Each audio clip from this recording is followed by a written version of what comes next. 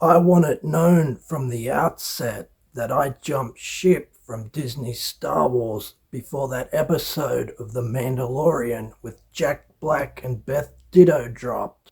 The Acolyte is a subsidiary to the Bud Light Company, as Star Wars has become a parody which pokes fun at itself, largely due to the imbeciles behind the projects. Anakin blew up the Death Star and killed thousands of people.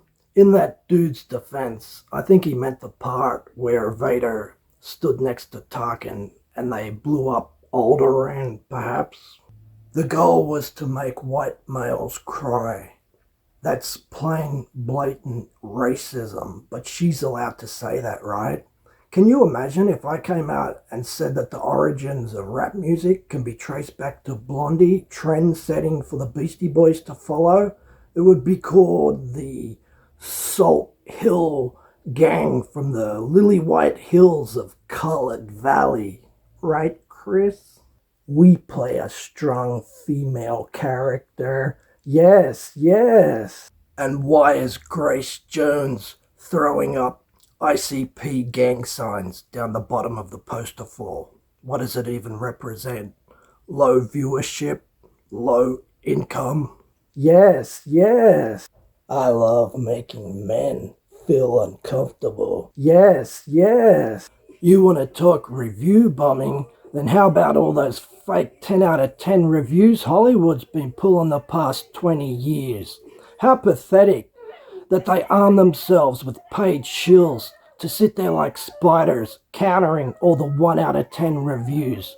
If you go back to The Exorcist Belieber last year before, check out all the 10 out of 10 reviews from the same person, title the same, style written the same. The Acolyte's opening 2 episodes was viewed by 4.9 million people. Nationally or globally? You telling me in a country with over 350 million people, only, less than 5 million bothered to tune in?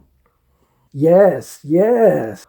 I'd like to thank Steven Spielberg and Harrison Ford. Yeah. None of this would have been possible without John Williams.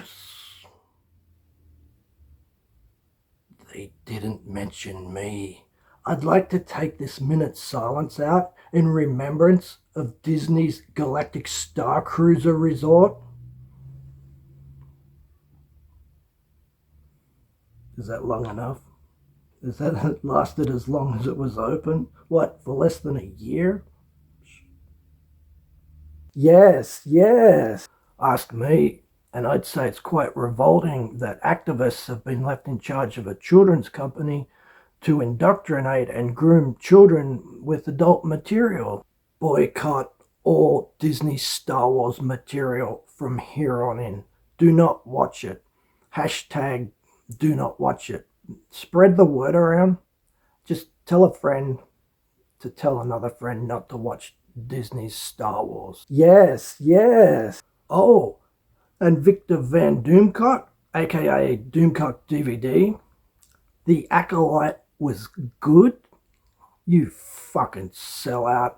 Doomcock was right?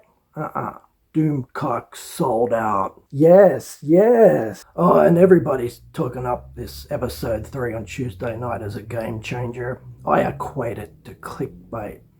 The way Disney figures is that all this negative impact will trigger like hysteria, that all us twits will, become interested and curious to know what will happen, why it's so controversial, and flood in to watch their controversy. Do not watch The Acolyte. Boycott Disney's Star Wars today. Yes, yes. I'd just like to announce before I go that I will be reviewing The Acolyte again tomorrow on IMDb, titled Sewerage Main.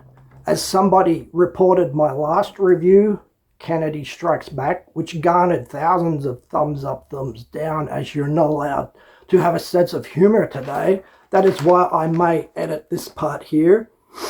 Rick James, who goes above head and shoulders to shake down strong female characters' dandruff in a fantasy spin-off where we last saw Grand Admiral Thong and his tribe of bikini warriors, suffer the same withdrawal symptoms as Ahsoka's multi-universe, where a shirtless Kylo Ren upset a Coven of Witches union movement. Now, they won't dig that shit. That is why that will get reported again, because you can't have a sense of humor. Boycott Disney's The Acolyte at all costs.